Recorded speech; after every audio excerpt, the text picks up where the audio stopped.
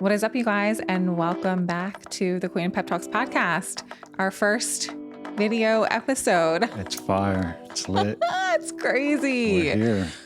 It's crazy. So I actually wanted to open up this episode, first episode of 2026. Happy New Year. So excited to be here with my baby, Oz.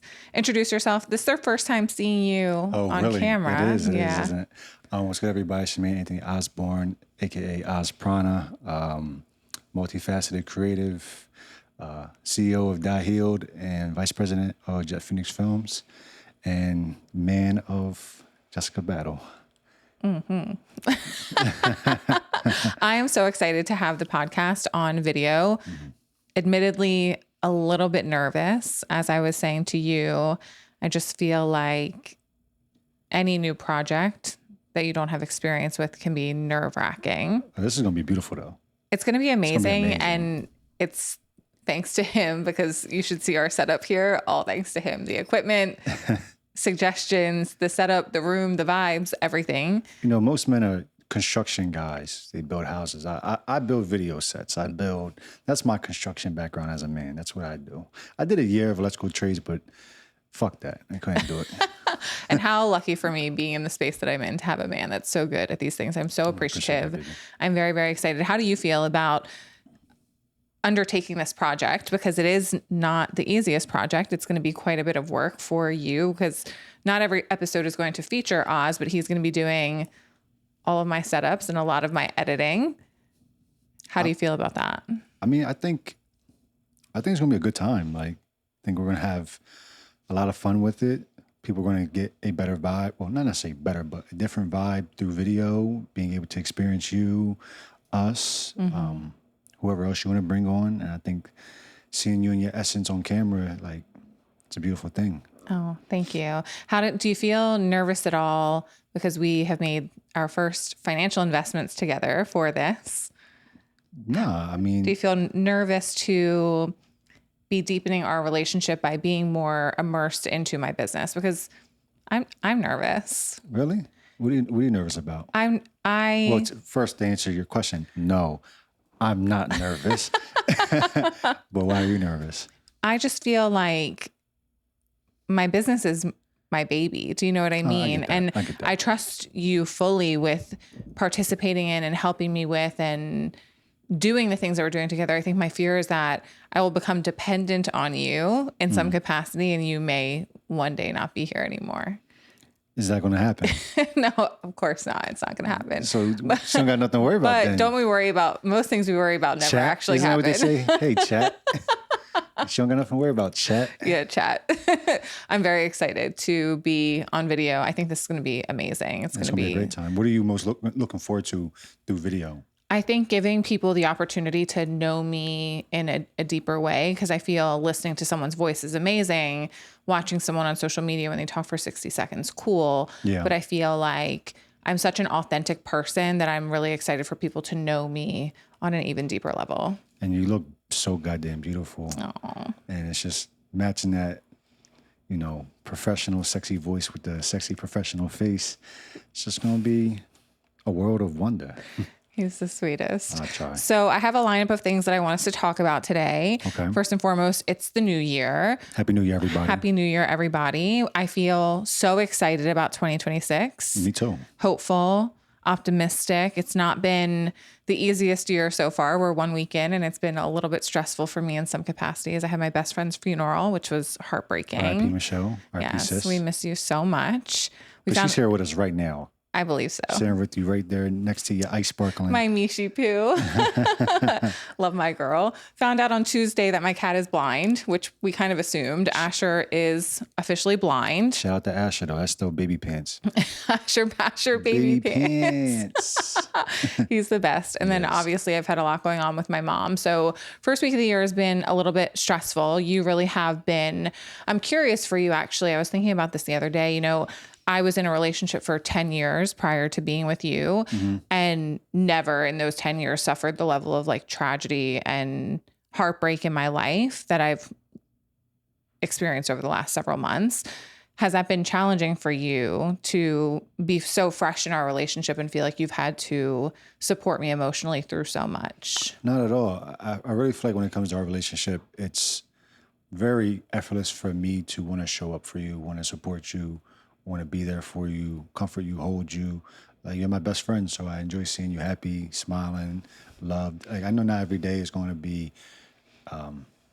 sunshine and rainbows all the time. You know, life is going to life.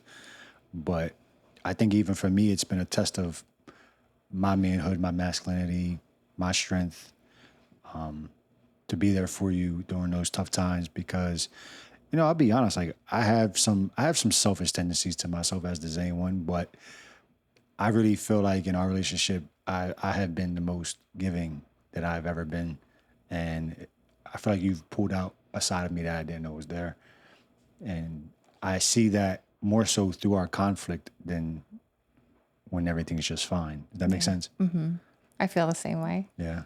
I love doing these podcasts with him. I feel like I get to hear things that I didn't already know to be true, and that makes me so excited. So, Hey, like I said, I think this is going to be a beautiful thing. Yeah. It's going to unlock a lot of things. Yeah, you've been really amazing to me over the last couple of months, and I'm so appreciative. I don't know how I would have gotten through all of this without you, truly. You're so very welcome. Yeah. So other than the first week of the year being a little bit rocky, we are excited about a lot of things. Mm-hmm. What are you most excited about this year? I'm excited for DieHealed. Mm-hmm. We're going to talk a lot about DieHealed towards the end of the episode, so don't jump the gun. Yeah, I'm not going to jump the gun, like she said. I'm excited for DieHealed. I'm excited just to get more creative, be better in business. I really feel like 2026 is going to be a very fruitful year, very abundant year. Yeah. We invested in a new camera together. Yes, we did. Very excited about that. It looks really good. You guys are going to see the footage from it as soon as we upload it. I'm just excited to just conquer all the things I've wanted to conquer. Yeah. The things I put on the back burner. I feel like I'm going into this year with clarity. Yeah. I'm really proud of you for pursuing the goals and dreams that you have for yourself. I think you slept on yourself for far too long, and I agree. I won't be having any of that. You know what? Ever since you've entered my life, you've never allowed that. You've always pushed me to exist in my fullness, and I really appreciate that, because when you're in it, you know, you become a bias to yourself sometimes, and you can't see it from your perspective or outside perspective. Yeah. And you know the problems and the realities that you're dealing with, but you know, we're able to look at other people and be like, man, if you just applied yourself, you would fly. You would take off higher than you think that you would ever be. Yeah. And you do the same for me, in large part why we're here doing this on video, because you have encouraged me to do so. And I trust you, and your direction and your belief in me means a lot. In what ways have I pushed you to grow, be better? I think that you have helped me, number one, because you believe in me so much and see so much value and potential in me, and you think that I'm so amazing at what I do. It helps me believe in myself more. But I also think that you've helped me have a deeper appreciation for myself through knowing you, which I think we talked about on a previous episode, but just like being with someone who is so similar to me. And I feel like you're a mirror to me in so many ways, where you reflect back things to me that I'm like, oh shit, like I'm actually pretty dope. I should appreciate myself more. Very dope. Very creative too. And I know, like, I have more of the creative technicality, but like when our brains come together, your ideas meet mine, and I feel like we make magic happen. I agree. I respect everything that you have to say about everything. I have learned through our process together that we really make magic. Yeah, I agree. I'm very excited for what's to come. I'm looking forward to a lot this year. Obviously, the Queen of Pep Talks being on YouTube and on video is going to be a huge part of this year for me. And can we talk a little bit about how this actually ended up being? So I had shared with you guys on the last episode of 2025, the 12 wishes that we did. Yeah. And Oz participated in that with me, which was really fun. If you missed that episode, go back and listen, because you can still do it. And I encourage you to.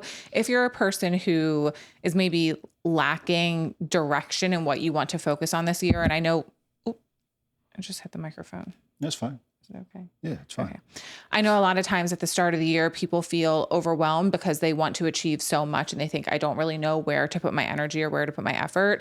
12 Wishes really helped me get clear on where my energy and effort was going to go, because I kind of in some capacity handed the decision making over to the universe. You make a list of 12 things. And if you don't have 12 things that you're excited about, then do 5 things or 6 things. You don't have to do 12, but write down as many things as you're excited about focusing on. Cut them up, put them in a bowl, fold them so you can't see them one at a time, pull them out, burn them, put them in water, tear them up, throw them in the trash, and let the universe guide you in the direction that you're meant to go. I had 6 professional wishes and 6 personal wishes. And the professional one I ended up with was this, which is amazing because it's actually the one that I wanted the most. And I was a little bit nervous that I was going to get one that I was like, kind of excited about that, but not really. So I was really happy it landed on this. Sounds like you and the universe collaborated. As we do. As we do. Because you can say you put it in the universe's hands, but you're the one that put it on paper. Absolutely. And that's part of how we have to collaborate in the world. And not just, the wishes, but in everything that we do. The universe is going to line things up for you, but you already know the intentions and truths of what you want to pursue. And you have to be willing to take action steps towards them. There's so much talk about manifestation in life. And I think that obviously the universe can help you bring things to fruition, but it requires you having the courage to say, I even want this, and the discipline to pursue those things in whatever capacity you're capable of right now. 100%. Yeah. What's your thoughts on manifestation and making things come to light? I have a funny relationship with manifestation.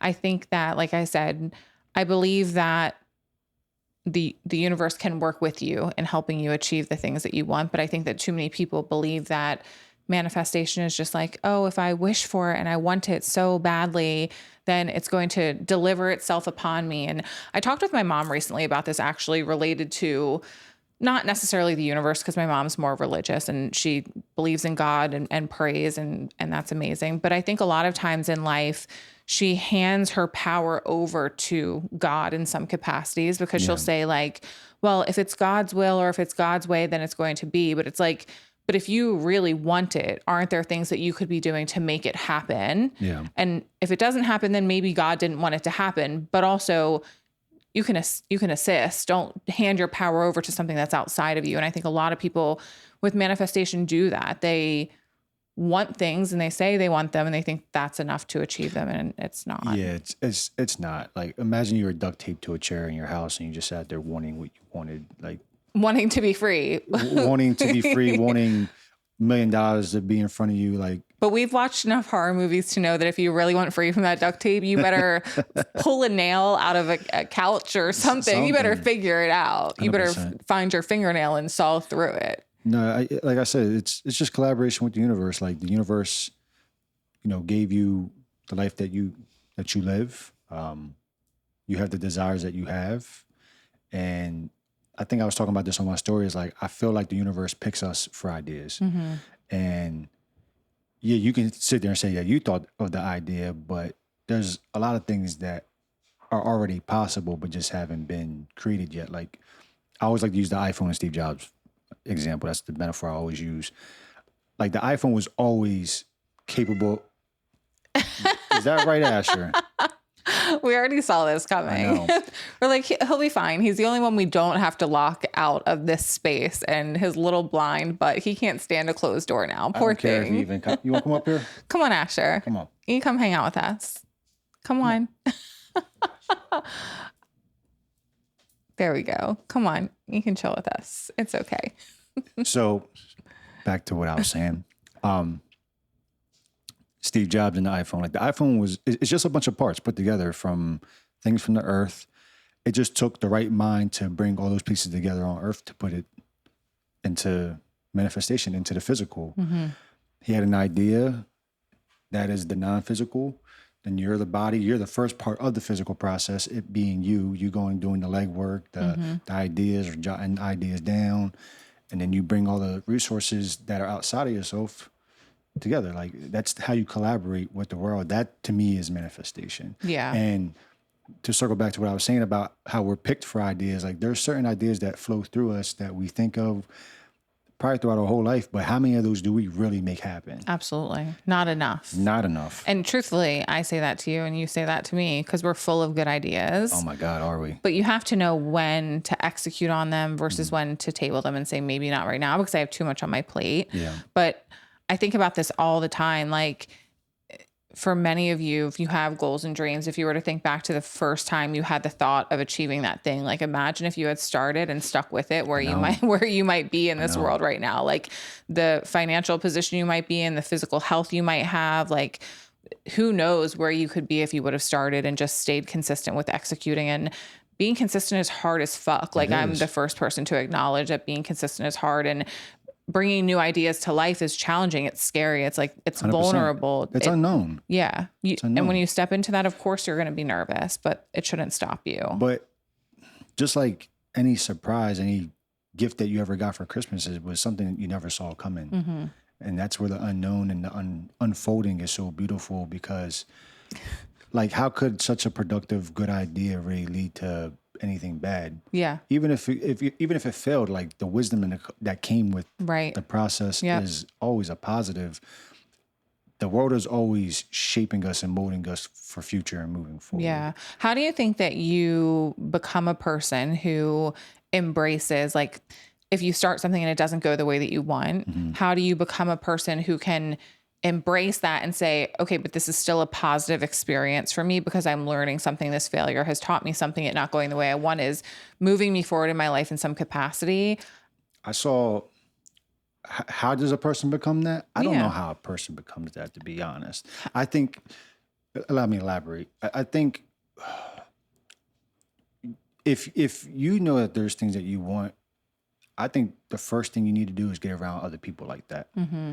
I think environment is everything. I think if you set your standard to jump 5 feet, then you only jump 5 feet. But if you get around people jumping 20, you might only jump 12, but it's higher than that standard that you're already around. Yeah. So I think environment is the first thing. I think just not lying to yourself and knowing that you want more. Mm-hmm. I think a lot of people know and feel that they want more, mm-hmm. and they're just like, yeah, but I'll get to it. Yeah. And it's like, no, like you feel that way for a reason. Trust that, and also have clarity in why you want that. Mm-hmm. And just know that wanting more it's not a sin to want more.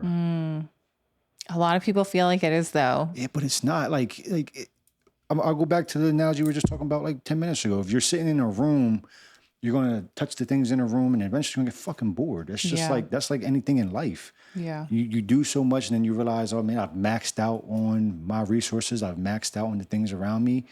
I want to learn and do more. Mm-hmm. And guess what? We're capable of doing that. Yeah. I agree. Like, I bet you can sit here where you're at right now with the business that you have, that you've been running, and think back 3 years, 5 years before you got to this point. And you're like, you probably didn't know what you're capable of. Mm-hmm. But now you still don't know what I'm capable of. Hey, look, you got more to do. Absolutely. We all got more to do. Yeah.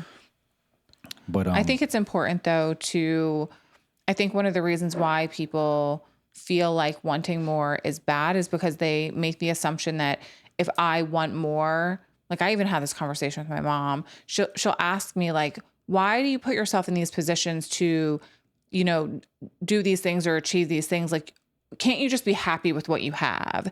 And I think that there's this misconception that if you want more, then that somehow means you're not happy with what you have. Or ungrateful. Or ungrateful. That's what I was going to say, is like, I believe it's amazing to want more. You should also at the same time be so grateful for everything that you already have and know like, yes, what I have now is absolutely enough and it's amazing.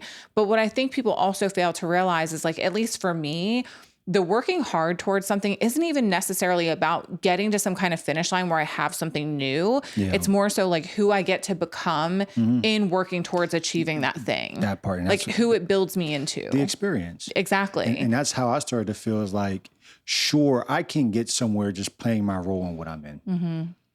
I can have a certain result, income, status, whatever. But it comes a point of realizing like, hey, I have this true desire to want a different experience. Mm-hmm. And to get new, you have to do new. Mm-hmm. That's just how life works. Like, you can't just continue to be in the same repetition. Yeah, you'll get good at the same repetition, but you won't necessarily get new results. Yeah. And I think it's important for us to grow and get new results, even if the results, especially when the results ain't good. Yep. And I think more people should have the mindset of failing fast. Yeah. Fail as fast as you can, go as Yeah. fast as you can. Yeah. So you can get through the process of whatever it is that you're pursuing. Yep. I think failing fast and failing often is important 100%. as long as you are a person who is willing to look at your failures and figure out, how do I become better from this? This is what I was going to say earlier when you first asked the question. I saw this video of will.i.am, and he said his mom asked him, boy, when you going to get a job? He's like, I have a job. I'm just not getting paid yet. And he was saying, you know, either I can put all my intention into my nightmare, which is life not panning out how I want it, me being stuck at this job, whatever it may be, or I said or weird. Or I can Or or I can put my time and energy into my dream. And I think that's a great way to look at it. Yeah. You know, you can sit there and worry about all the wrongs that are going to happen, and energy goes where attention flows, or however you say that phrase. But you get what I'm saying? Yeah, absolutely. It's true. I wish that more people would live their lives with a willingness to pursue what really matters to them. Because I think, I mean, similar to what DieHealed stands for and why you created it, is like, imagine leaving your life and knowing that you didn't pursue the things that you really wanted to. Like, don't take your dreams to the grave with you. Like, Should we just jump into that topic? Is this a good tie-in? yeah, it's a good tie-in. Hey, sorry. Go on, it's a good tie-in. You sure? Yeah, I'm sure, baby. Go for it. I just thought it was on topic to tie it in. It's exactly how I had it in the outline. So She's being nice. no, seriously, it is. So yeah, I started DieHealed for that exact purpose. I got to a place of realizing, like, am I truly fulfilled? Am I truly happy? Am I truly grateful? Am I really going after the things that I want to go after? How many things have I put on the back burner? How many dreams am I going to allow to die? Or how many dreams am I going to bring to life? Yep. And that's really part of the mission statement of DieHealed is it's for those, you know, who have been bruised, injured from pursuing success, chasing success through the jungle, getting scraped up, but also getting back up to make sure that their dreams come to life and that they're not taken to the grave. Yeah. And we're not making it out alive. Yep. And yes, sure, you can sit here and think about, I want to leave a certain legacy, but nothing is promised. And there's a lot of things that you can build to have guarantees and this, that, and the third. But for me, I'm a bit of a, how can I put it? I really embrace chaos.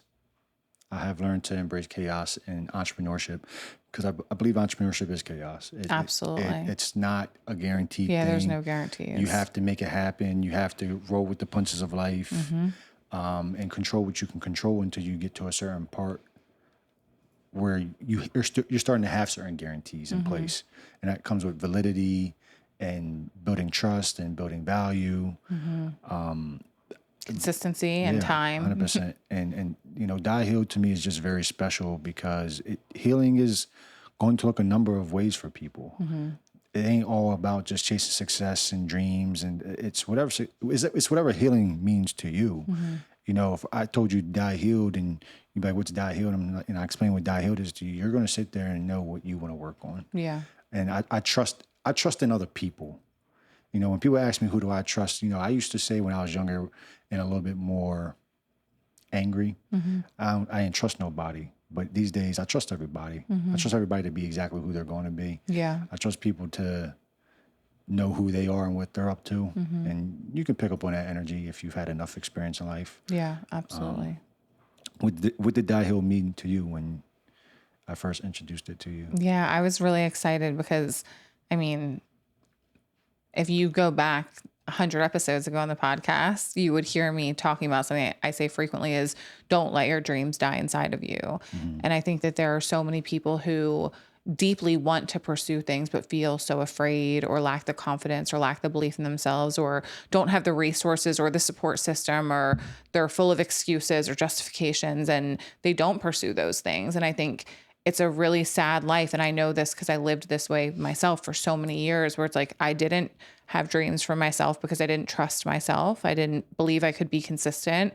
And once I started setting goals and achieving them, it was like, whoa, like this feels amazing. Like this is so freeing to trust yourself, to be a person who can say, I want something and know I'm going to put in the work to pursue this, to achieve it. It feels so good. And I just wish that more people would understand how different your life can feel now while you're here if you pursue the things that matter to you. 100%. So when you started talking to me about DieHealed, immediately I was like, yeah, of course, like it aligns so much with what I stand for, that it was easy for me to believe in you and encourage you to do it. And you've been such a support. I don't think I would be this far with DieHealed if it wasn't for you. I really mean that. And I really just appreciate you so much for all your just support and influence and encouragement. And you've been really my biggest cheerleader. And I love you, and I really appreciate that. I love you too. And I will always cheer you on, especially when it's something that I really believe in. And I do believe in it. I think that the world needs more healing. Obviously, it's chaotic as fuck out there and violent and sad, and people hate each other, and that's heartbreaking. And I think that the only way to change that is on an individual level, 100%. where you are working within yourself to be a better person, a happier person, a less angry person, a less triggered person. And I think I knew for me, a lot of my anger and resentment was really because I was not doing the things that I knew I wanted to do. Absolutely. Can you say that again so people can really understand that, like, the disappointment and frustration that so many of you are feeling on a day-to-day basis has nothing to do with anything around you. It has to do with the fact that you want something that you are not doing the work to pursue. And that makes you feel like shit about yourself. And it may not bring money right away. It might not even be anything that ever brings money. But it might be your health and fitness. It might be reading a book. Soul come alive. Exactly. And you deserve that. Yep. So what if it doesn't bring money? So what if it doesn't make you rich or famous? Like, it's not about that. Like, if I asked you, would you rather die rich or die famous or die healed? Yeah, some people might say fame or rich outside of healed, but I think that deep down people really know, oh, these are the things that I know I really want to do to fulfill my soul before I leave this earth. Yep. And like, this is our time on earth. It's finite. It's not infinite.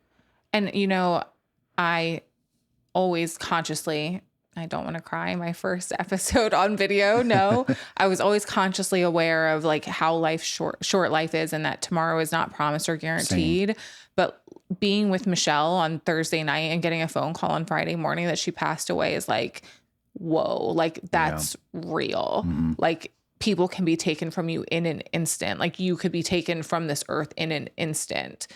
And how do you want to have lived your days in your life? Because you don't, I just don't think anybody would want to look down from heaven and be like, fuck, I didn't go after that. Exactly.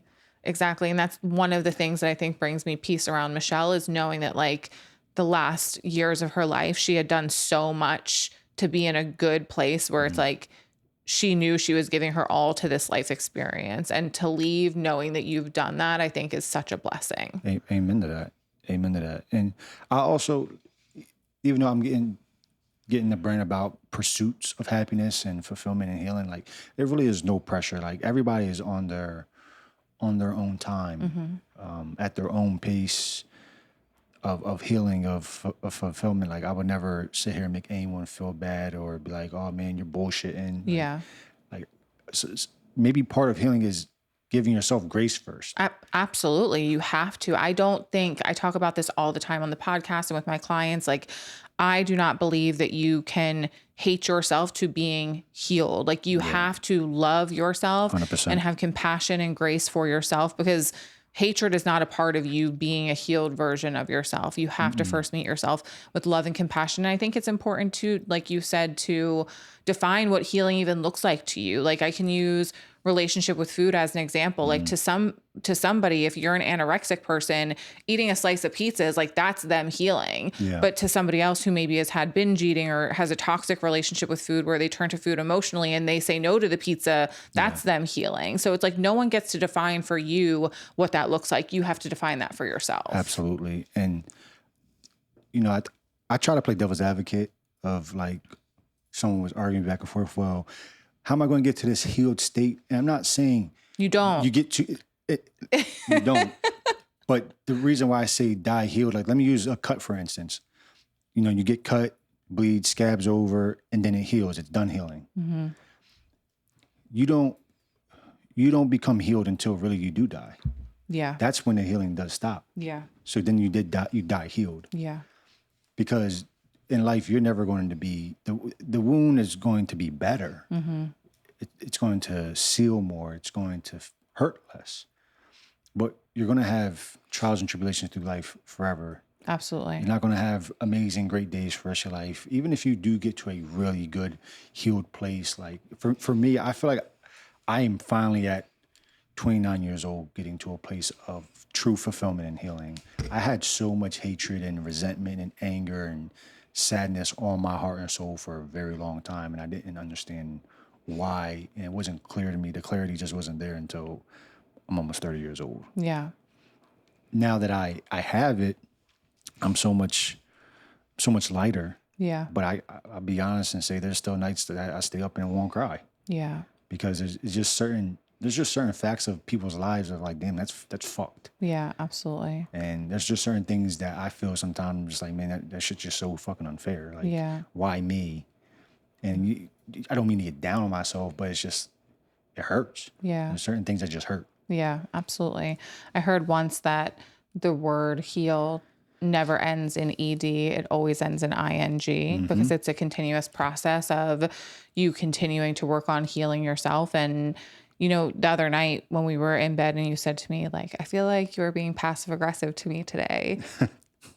For me, it's like, that's something that I've worked really hard to not be in my life, but it doesn't mean that you're never going to not be that. It doesn't mean that you just become free from, like, if you have traits and patterns within yourself, you can work really hard to overcome them, but it doesn't mean that they ever just completely disappear. And it's like, oh, this no longer exists. Like the parts of you that you're working on healing, they're likely still going to exist in you. Like the pains and the wounds that you and I have from childhood and our upbringings and disappointments with our parents that so many of you probably have as well. It's like, you can work on overcoming those things, and there are going to be moments where you feel okay about it. And then there are going to be moments where like, fuck, like that's really unfair. I hate that I have to experience life this way. Yeah. It's just a part of the process. And I just think really the biggest antidote, the biggest over-the-counter medicine you can give yourself is grace. Absolutely. You have to give yourself grace. You just got to take your arms and give yourself a hug sometimes and be your friend first. Absolutely.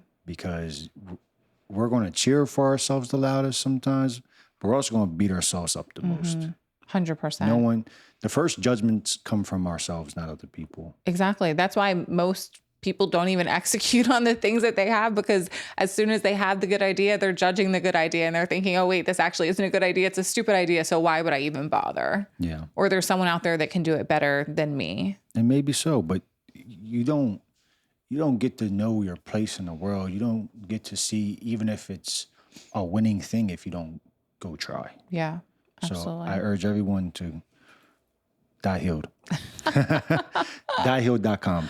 Yeah, absolutely. And he has a discount code for my audience, DHJS. JJXO. DHJJXO. Yes, 25% off. 25% off. We'll put the code in the show notes of this episode for you guys. You see me in my DieHealed merch all the time. I love my merch. For sure. Excited for a new drop. What's coming? What do you feel? I want him to, the problem with me being his girlfriend is that I always got an idea to go with his ideas. So anything he wants to do, I'm like, but have you considered this?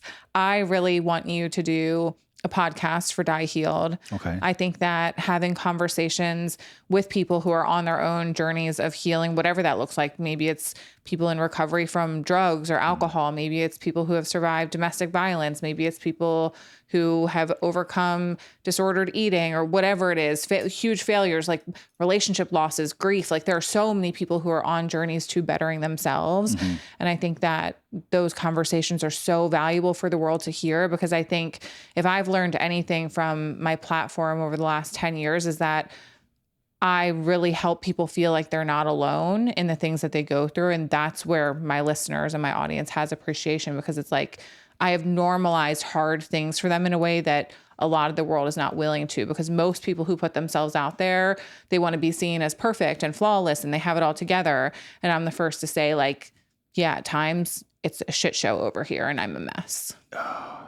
Man, the perception of life, right? And I just don't think it's even beneficial to try to stay in this perfect state all the time. No, me either. Yeah. But I appreciate all that love and support that you just sent my way about DieHealed. And you always look so lovely in DieHealed. And I definitely am going to do a DieHealed podcast and welcome all walks of life. I think all walks of life, all perspectives are definitely just a good way for people to connect and relate to one another. Absolutely. And I've done that even in my branding. Like I have the two logos. I have the one that's a really clean modern logo, and then I have the logo that's a little bit more grungy. Because you got some people that are just more minimalistic, clean cut, and then you got some people that got a little bit more personality, a little bit more freedom, chaos to them. And the modern clean, we got the personality too. Oh, no, 100%. It's two different type of personalities. It's some are a little bit more tame, rough around the edges, and some aren't. But the reason why I want both is so I can bring both worlds together for people to see the commonalities in each other. And I think it's so important. If like any situation in front of you, any person in front of you, it's like, look for the commonalities. Yeah. It's so easy to be like, I can't fuck with them. I see all the opposites and problems. But it's like, if us as a world really focused on our commonalities of what we have in common, what we both enjoy, like, yeah, I may not fucking like that guy, but I bet we both like fishing or some shit. Yeah.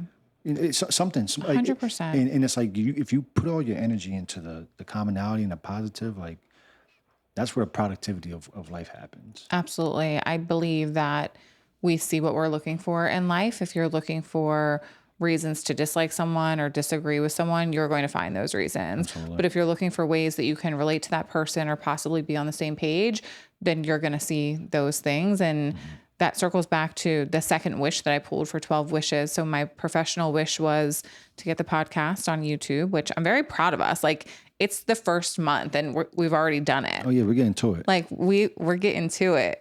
But she also don't give it no other choice. She's like, what are we doing? Did you get the list together? I'm ordering it right now. All right, babe, let's get it done. And here we are. Because what I've learned about myself is that if I have an idea to do something and I don't execute on it quickly, I will change my mind. Yeah. I will change my mind. I will talk myself out of it. I'll decide it's not a good idea. I'll judge myself. I'll say, you're so late. Like, girl, you've been podcasting 6 years. Why are you just now getting on? Do you know what I mean? Like, it's just so easy for me to get in my own head about things. So when I'm committed to something, it's like, the time is now. It's not tomorrow. It's not next week. It's today. You're right on time, baby. It's about to be popping. I promise. Anyway, so my professional goal was the Queen of Pep Talks on YouTube, but my personal goal was more gratitude in life. And I think that goes hand in hand with like looking for what you want to see rather than just seeing what's in front of you. And I think training yourself to be a person who looks for the good things in life is a very powerful thing to do. It's hard if you're not naturally a positive person, which I'm not naturally a positive person. I'm more of a negative thinker. My mom has instilled negativity and worry and concern into my heart and my life in a way that I can't even explain. And I wish I wasn't like that, but you can intentionally choose to be different and look for the things that you want to see in your life. Totally. Absolutely. It takes effort. It takes really a whole lot of intention. Yeah. Because when you're just used to putting your mind and looking at what's wrong, you got to shake that off. Yep. And it doesn't happen overnight. It doesn't feel comfortable at first. No, it feels very uncomfortable, especially if you are used to and adjusted to living in a chaotic world, whether externally or internally.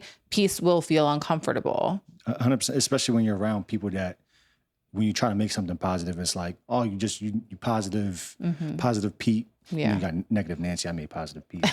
I don't think you made him. I think he already existed. He already was around. Look, hey, man, I'm just trying to explain. 100%. But I think being positive, people get concerned with like it being invalidating to people's feelings and experiences. And I don't think that those are the same things. I think people can have their valid feelings and experiences, but also acknowledge that, feel that, and move forward. Don't get stuck in it and live your entire life in a negative headspace. Absolutely. Yeah. I totally agree.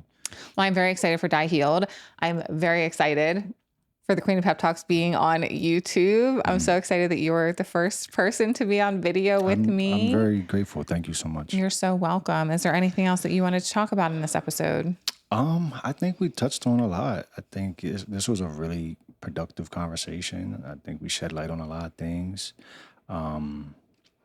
Wait, so what do I tell people to do now on YouTube? So if you're listening to the podcast just on audio, obviously go rate and review. But what do they do here? Like and subscribe. Hit that, Hit that like button. Smash that like button. Make sure you're subscribed to the show. Punch the subscribe button. And make sure you share to a fellow listener who needs to hear this. Yeah. Watch this too.